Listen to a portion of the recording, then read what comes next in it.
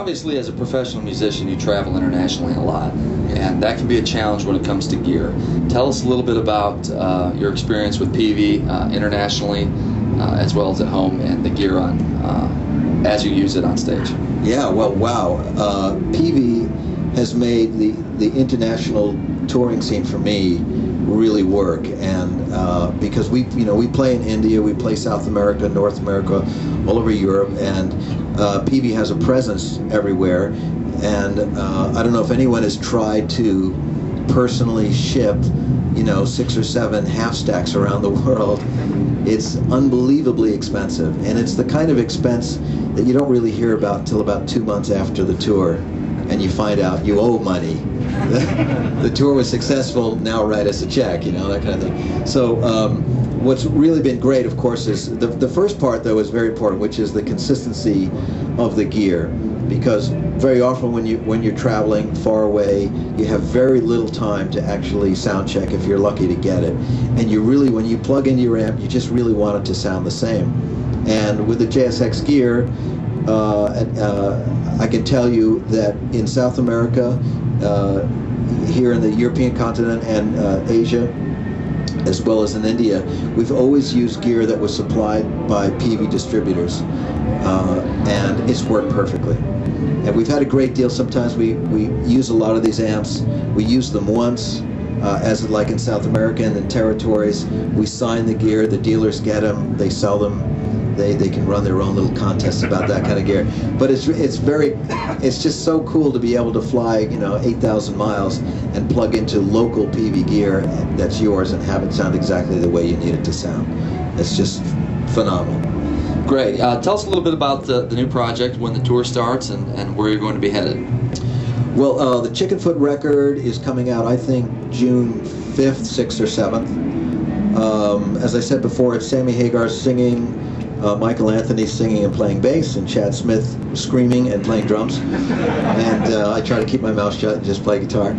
And I guess it's a real sort of a high-energy classic rock record that we've put together. We've worked on for about a year, and very excited about this thing. We've done 1 gig already. It was a lot of fun. There's always a lot of energy. I don't know if you guys have ever met Sammy or Chad, but they have the energy of like 50 guys between the two of them. And Mike and I are a little bit more laid back, but the combination is really great.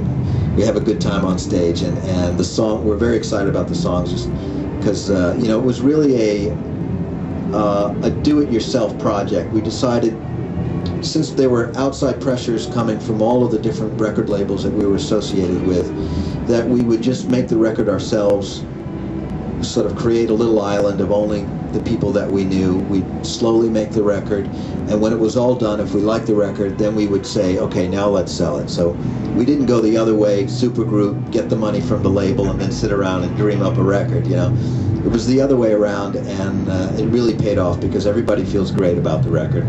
We're going to start touring slowly. We're going to do a little 1-week hello, how are you kind of club tour in the U.S. when the record comes out. But come June 16th, we'll be here. We do a European festival tour, and we'll be doing a few small solo shows. I think here in Germany we're playing in Hamburg, but I don't know when. But the Docks. So that'll be one of 4 or 5 actual solo gigs where we'll be able to stretch out and really get to see people eyeball to eyeball.